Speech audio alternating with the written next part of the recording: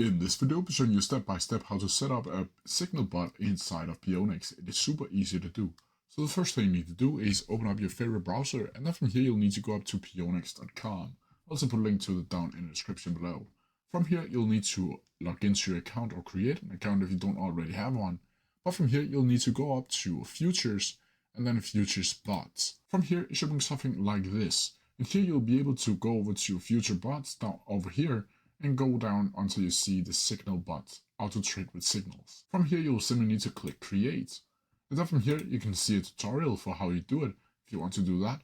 But from here you'll simply need to click add custom Tradingview signal. And then from here you'll need to set a signal name and a description. From here you'll simply just click confirm. And then from here you can configure your Pionex bot like so and read on how you can get Tradingview over to Pionex. As you can see here, you'll simply need to complete all of these options down here, and then from here you'll need to click visit Tradingview to configure it. Then from here, Tradingview will pop up, and you'll just have to do exactly what is standing over here to configure your signal bot with Tradingview.